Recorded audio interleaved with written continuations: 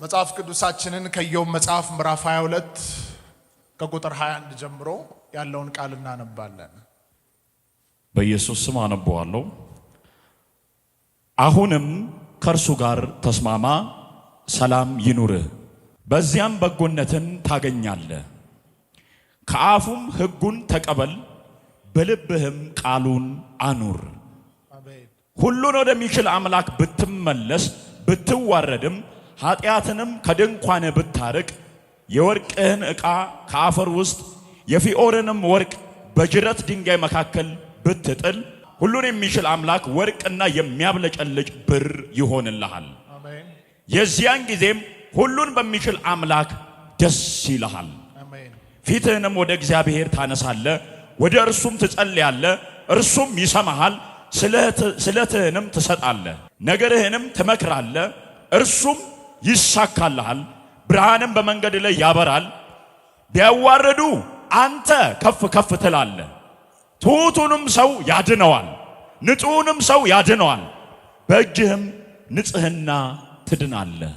አሜን። ቁጥር 21 እና 22 አሁንም ከእርሱ ጋር ተስማማ፣ አሁንም ከእርሱ ጋር ተስማማ፣ ሰላምም ይኑርህ፣ ሰላምም ይኑርህ፣ በዚያም በጎነትን ታገኛለህ። ትርጉሙ መጽሐፍ ሲናገር በዚያ በረከትን ታገኛለህ ይላል። አሁንም ከእርሱ ጋር ተስማማ፣ ሰላምም ይኖርሃል ይላል። በዚያም በረከትን ታገኛለህ ይላል።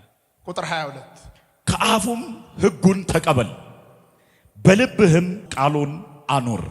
አሜን። ኢየሱስ ይባረክ። ከአፉ ሕጉን ተቀበል፣ በልብህም ቃሉን አኑረው። እግዚአብሔር በዚህ ይርዳን። ቃሉን በልባችን እንድናኖር፣ ቃሉን ዘውትር እንድናሰላስል፣ በቃሉ ውስጥ እንድንኖር፣ በቃሉ ውስጥ እግዚአብሔር ወዳሰበልን ደረጃ ሁሉ እንድንደርስ እግዚአብሔር ጸጋውን ያብዛልን። የእግዚአብሔርን ቃል ስለማሰላሰል ጥቂት ደቂቃ ከዚህ ሐሳብና ከሌሎች ክፍሎች ላይ ጥቂት ደቂቃ ወስጄ እናገራለሁ። የእግዚአብሔርን ቃል ማሰላሰል፣ የእግዚአብሔርን ቃል በልባችን ውስጥ ማኖር፣ በመንፈሳችን ውስጥ ማኖር ላማኝ ትልቅ ነገር ነው። በጣም ትልቅና ቁልፍ የሆነ ነገር ነው። የእግዚአብሔርን ቃል ማሰላሰል፣ የእግዚአብሔርን ቃል በልባችን ማኖር፣ በውስጣችን እንዲኖር ማድረግ በጣም ትልቅ ነገር ነው። እንግዲህ የእግዚአብሔርን ቃል በልባችን እንዲኖር የምናደርገው ቃሉን ይዘን ስንተኛ፣ ቃሉን ይዘን ስንዞር አይደለም። የእግዚአብሔርን ቃል በልባችን ለማኖር ቃሉን ማንበብ ያስፈልገናል። ቃሉን ደግሞ በውስጣችን ማሰላሰል ያስፈልገናል። ኢዮብ መጽሐፍ ምዕራፍ 22 ቁጥር 22 ላይ የሚያወራው ይህንን ነው። ቁጥር 21 ላይ ስትመለከቱ ምን ይላል ቃሉ? ቁጥር 21 አንብብልን። አሁንም ከእርሱ ጋር ተስማማ፣ አሁንም ከእርሱ ጋር ምን በል? ተስማማ፣ ሰላምም ይኑርህ። ትርጉሙ መጽሐፍ ሲናገር ሰላም ይኖርሃል። አሁንም ከእርሱ ጋር ተስማማ፣ ሰላም ይኖርሃል፣ በዚያም በጎነትን ታገኛለህ። በዚያም በጎነትን ታገኛለህ ወይንም ደግሞ በረከትን ታገኛለህ ይላል።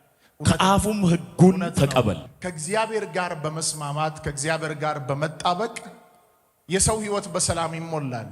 እኛ ያገኘነው ሰላም ዓለም እንዳላት ሰላም አይደለም። ሰው በብር በወርቅ ሊያገኘው የማይችል የሰላም አለቃ የሰጠን ሰላም በውስጣችን አለ። አንድ ሰው ጮሆ አሜን ይበል። በመከራ ውስጥ የማይወሰድ ሰላም፣ በሐዘን ውስጥ የማይወሰድ ሰላም፣ በማጣት ውስጥ የማይወሰድ ሰላም በክርስቶስ ኢየሱስ ተቀብላችኋል። መጽሐፍ ሲናገር እንደዚህ ይላል፣ አይምሮን ሁሉ የሚያልፍ የእግዚአብሔር ሰላም በክርስቶስ ልባችሁንና ሐሳባችሁን ይጠብቃል ይላል። አዎ፣ ስንት ሰው ልቡና ሐሳቡ በዚህ ሰላም ተጠብቋል? እስቲ አጨብጭቡ እስቲ ለጌታ። ይህ ሰላም ልባችሁና ሐሳባችሁን ሲጠብቅ የትኛውም በምድር ያለ ሰላም ሊያሳጣችሁ የሚፈልግ ነገር ሁሉ አልፎ መግባት አይችልም። ለዚህ ዝቅ ብሎ ምን ይላል? በረከት ይኖርሃል፣ በጎነት ይኖርሃል ይላል። ዋና ሐሳቤ ቁጥር 22 ላይ ነው። ከአፉ ሕጉን ተቀበል ይላል፣ በልብህም ቃሉን አኑረው። ከአፉ ሕጉን ተቀበል የሚል የእግዚአብሔር አፍ የእግዚአብሔር ቃል ነው። የእግዚአብሔር አፍ የእግዚአብሔር ቃል ነው። ከአፉ ሕጉን ምን በል? ተቀበል፣ በልብህም ውስጥ አኑረው ይላል። ኢየሱስ የተባረከ ይሁን። አጠገባችሁ ያለውን ሰው በልብህ ውስጥ አኑረው በሉት። ላላላችሁ ሰው ዙሩና በልብ ውስጥ አኑረው በሉት። የእግዚአብሔር ቃል የሚሰራበት ቦታ ተገልጦ ታምራት የሚያደርግበት ተገልጦ የሚያጽናናበት ተገልጦ የሚፈውስበት ቦታ የቱ ጋ ነው? ልባችን ውስጥ ነው። ባይዘዌ ብዙ ሰው መጽሐፍ ቅዱሱን ወይም ይሄ በእጃችን የምንይዘውን መጽሐፉን ሼልፍ ላይ በጣም ይደረድራል፣ በየአይነቱ ማለት ነው። ሼልፍ ላይ ስለተደረደረ ምንም አናመጣም። ቃሉ ኃይል የሚኖረው ተገልጦ የሚሰራው ተገልጦ የሚያጽናናው ተገልጦ የሚፈውሰው ተገልጦ የጨለማን ስራ የሚያፈርሰው ቃሉ በልባችን ውስጥ ሲኖር ነው።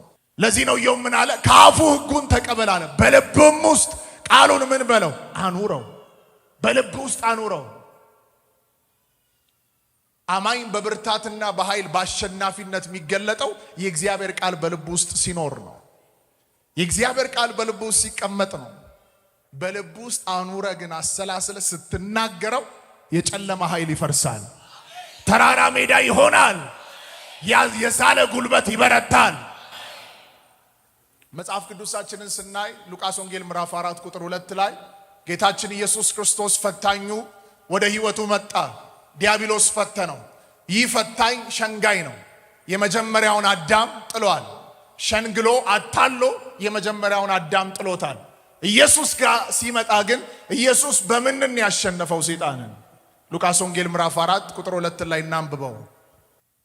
40 ቀንም ከዲያብሎስ ተፈተነ። በእነዚያም ቀኖች ምንም አልበላም። ከተጨረሱም በኋላ ተራበ።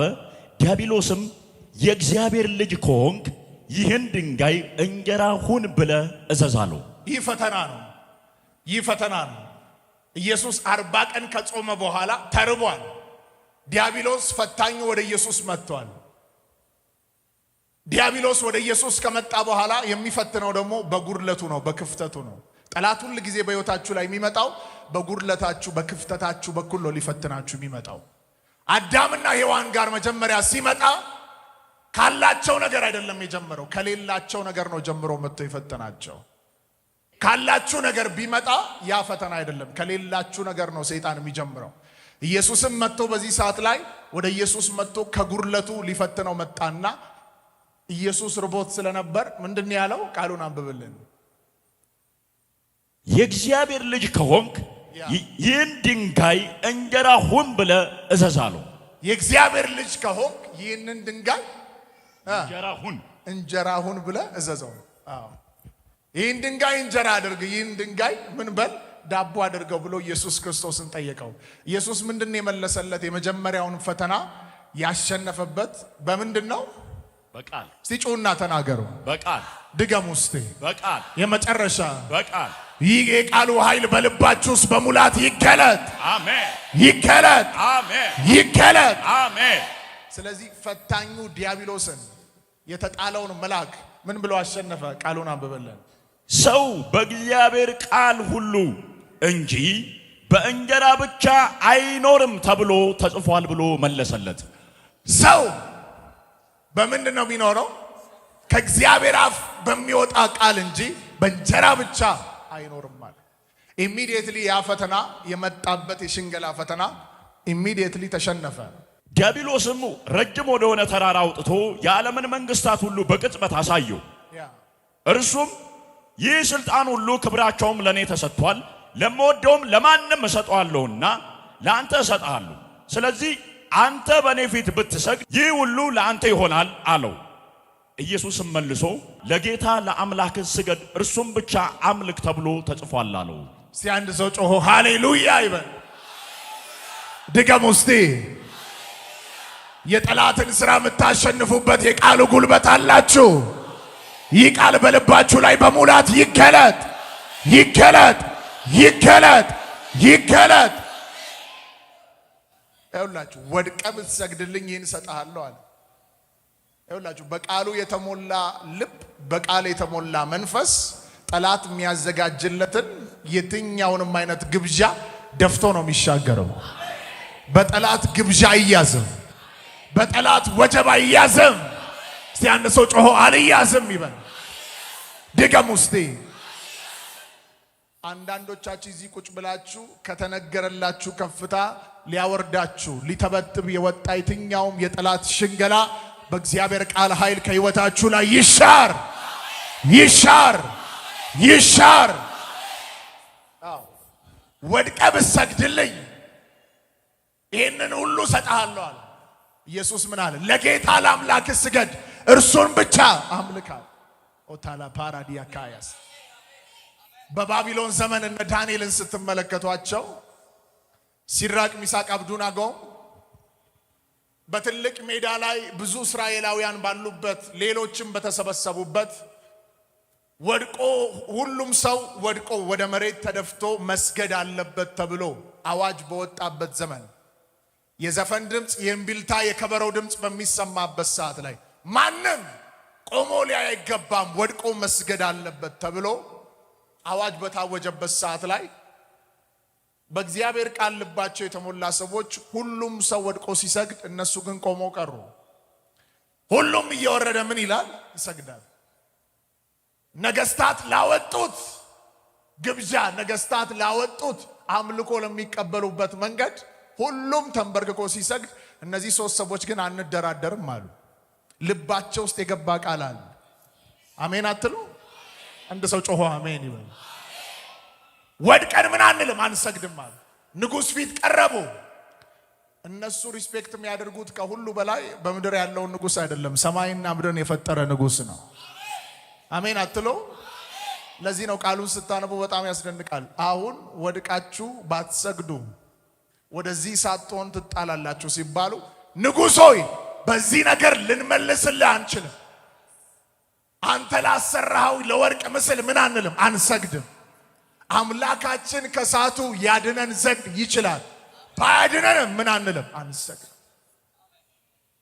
ስለዚህ እነሱ የሚያመልኩት የዕብራውያን አምላክ፣ የአብርሃም የይስሐቅ የያዕቆብ አምላክ አለ። እስቲ እጃችሁን ከፍ አድርጉና አልደራደርም በሉ እስቲ። አዎ ሰው ከሚመጣለት ከጠላት ግብዣ ከጠላት ሽንገላ ሳይደራደር ደፍቶ ተሻግሮ የሚያልፈው የእግዚአብሔር ቃል በልቡ ውስጥ ሲኖር ነው። እነዚህ ሰዎች በውስጣቸው ያለ የታመቀ ነገር ስላለ አንሰግድም አሉ። ወደ እሳት ተጣሉ።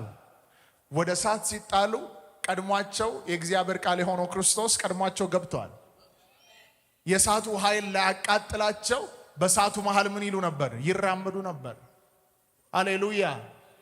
ኢዮብ ለዚህ ነው ከአፉ ሕጉን ተቀበል በልብህም ቃሉን ምን በለው አኖረው። የእግዚአብሔር ቃል የሚቀመጥበት ስፍራ በአማኞች ሕይወት ላይ ልባቸው ውስጥ ነው፣ መንፈሳቸው ውስጥ ነው። የቃሉ ኃይል በሕይወታችን የሚገለጠው ልባችን ውስጥ ተቀምጦ ስናሰላስለው፣ የእግዚአብሔርን ቃል ወደ መንፈሳችን ስናስገባ ነው። ለዚህ ነው እግዚአብሔር አምላክ ለሁለት ታላላቅ ነገስታቶች ይህንን ገልጦላቸዋል፣ አብርቶላቸዋል። አንደኛው ንጉሥ ኢያሱ ነው። ሁለተኛው ደግሞ ዳዊት ነው።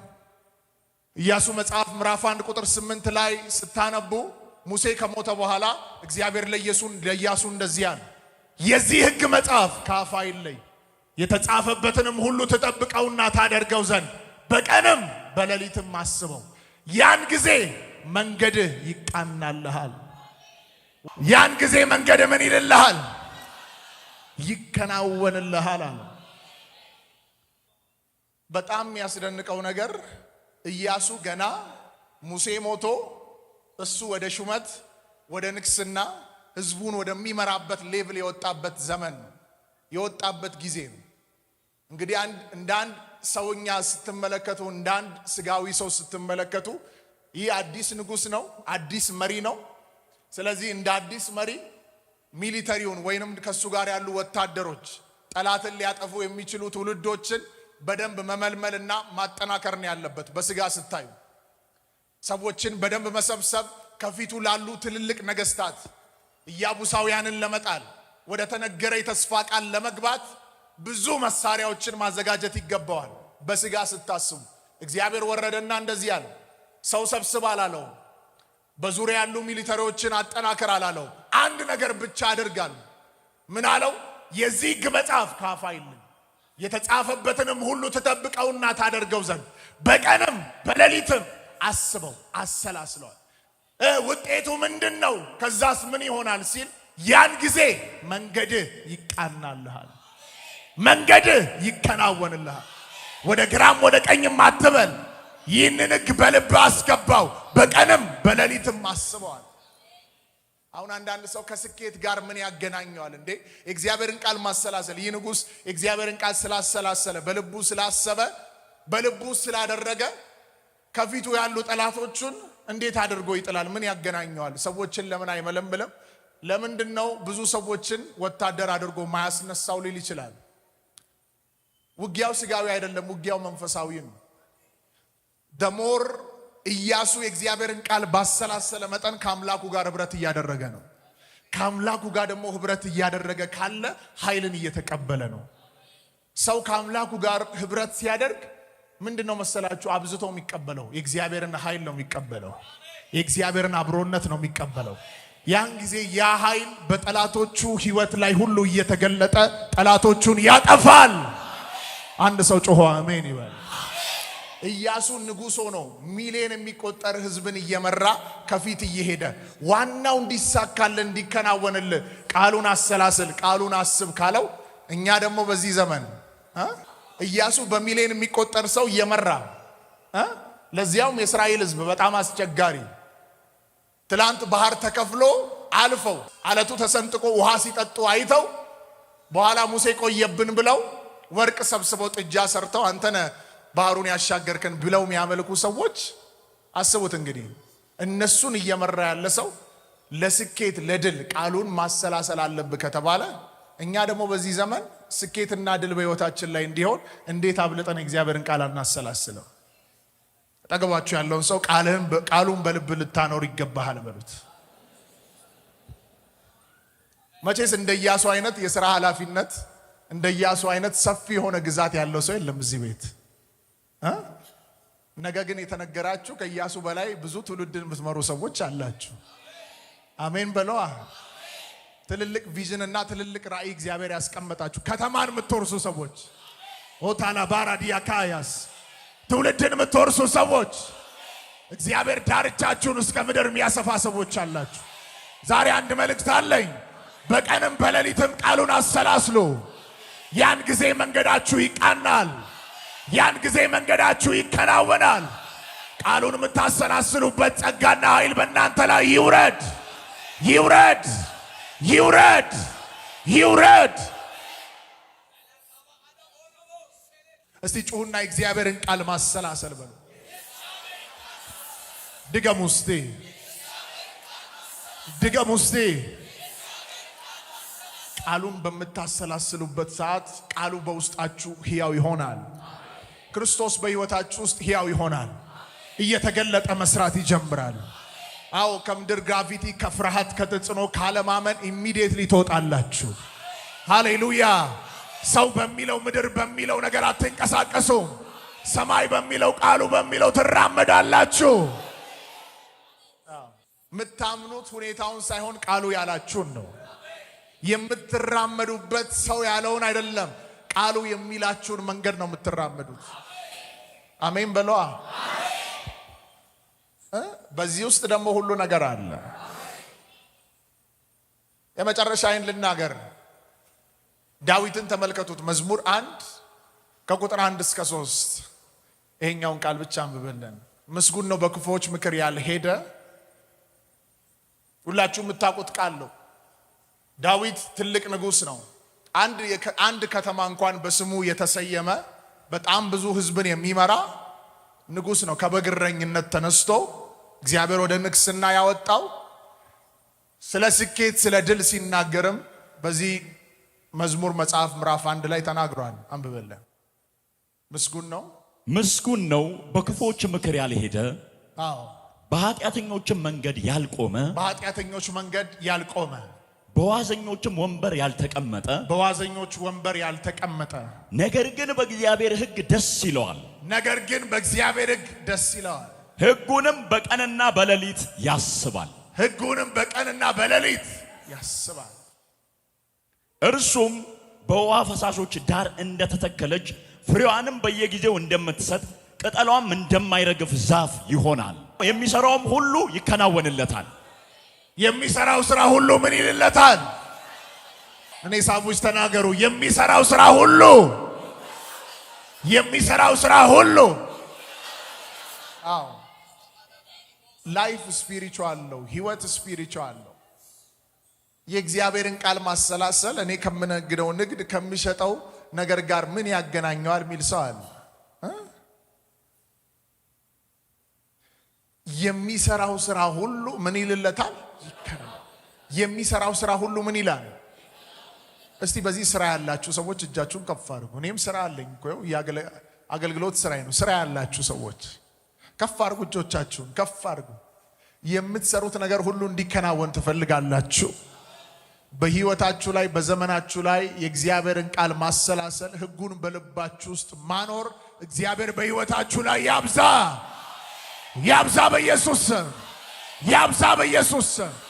በቃሉ ውስጥ የምትኖሩበት፣ በቃሉ ውስጥ የምታድሩበት፣ በቃሉ ውስጥ የምትከርሙበት፣ ስትገቡ በቃሉ፣ ስትወጡ በቃሉ፣ ስትሄዱ በቃሉ፣ ስትነግዱ በቃሉ፣ በምትሄዱበት ሁሉ በቃሉ ውስጥ የምትኖሩበት ህይወት በህይወታችሁ ላይ ይብዛ ይብዛ ይብዛ ይብዛ። እስቲ ቀኝ እጃችሁን ልባችሁ ላይ ጫኑ። ዛሬ በሉና አውጁ። ድገሙ። ህይወቴ ቃሉን በማሰላሰል ይባረካል በሉ። ድገሙ እስቲ። የመጨረሻ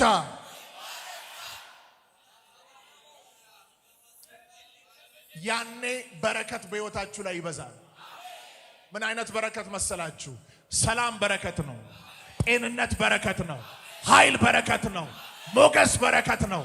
ይህ በረከት በህይወታችሁ ላይ ይበዛል። ስኬት በህይወታችሁ ይበዛል ይበዛል ይበዛል ይበዛል ይበዛል ይበዛል። አሁን አንዳንዶቻችን እኮ የሆነ ነገር የፈለግናቸው ነገሮች ሁሉ ተሰብስበው ቢሰጠን ሰላማችን ከዛ ውስጥ የሚመነጭ ይመስለናል። ነው አይደለም። እግዚአብሔር የምትፈልጉትን ነገር ሁሉ ይሰጣችኋል። ደግ አባት ነው። ሰላማችሁ ቢመነጨው ግን ከአንድ ፐርሰን ብቻ ነው።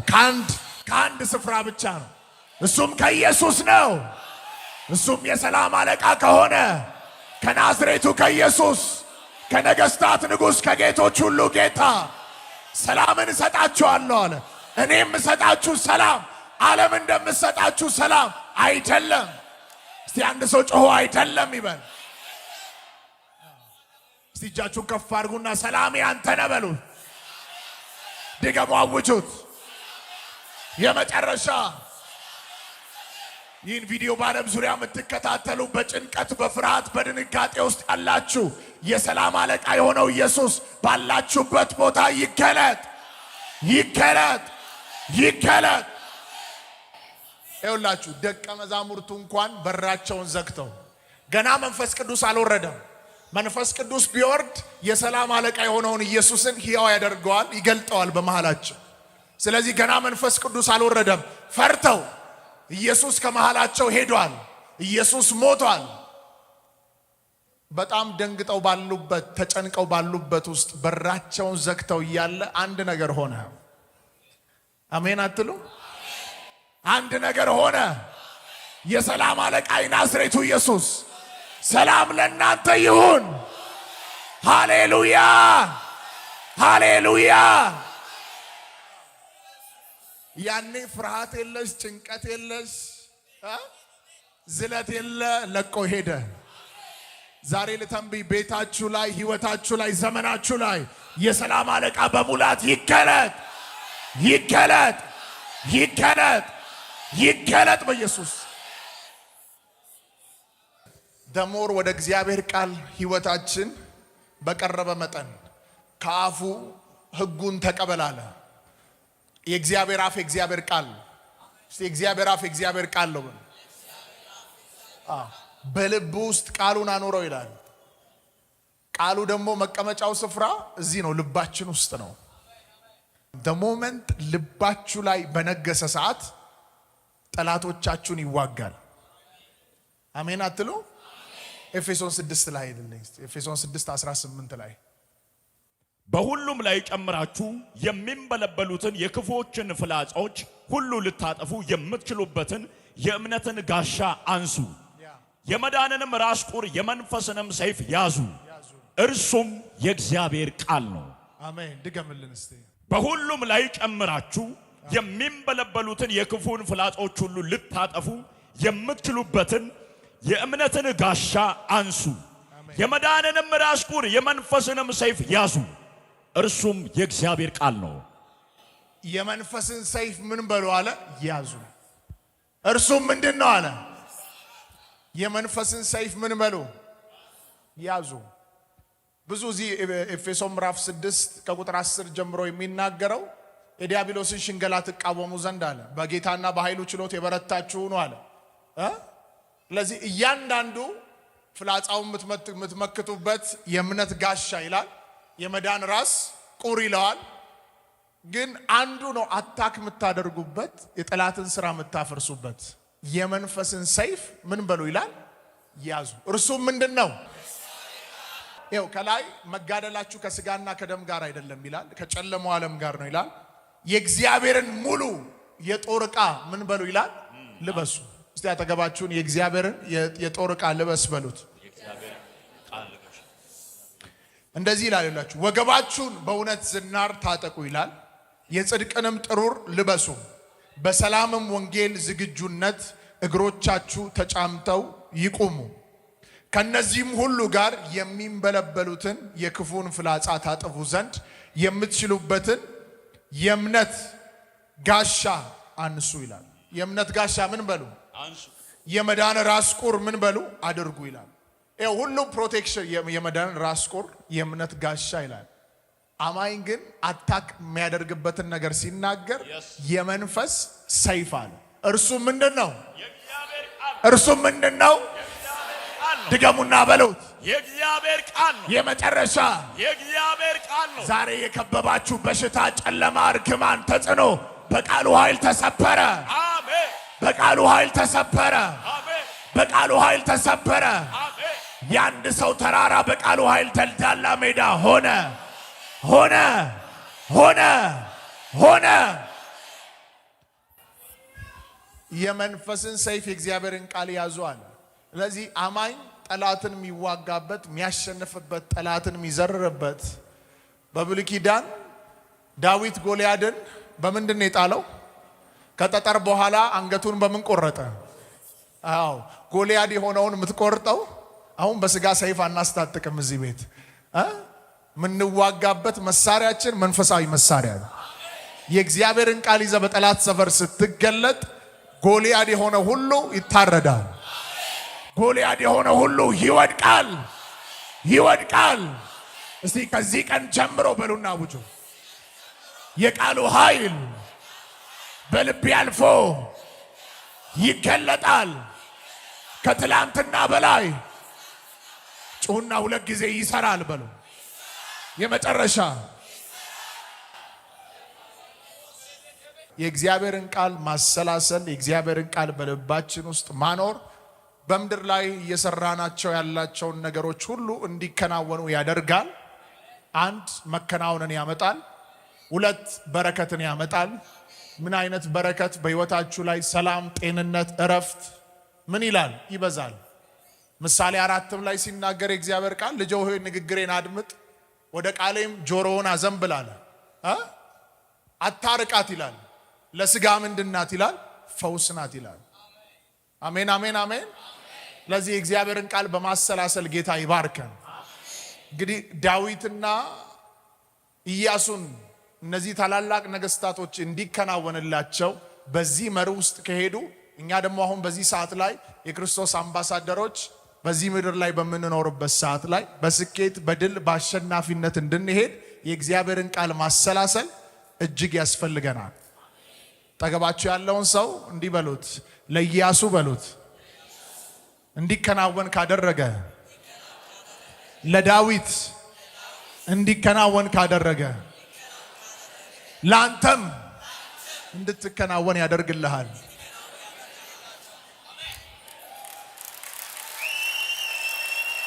አዎ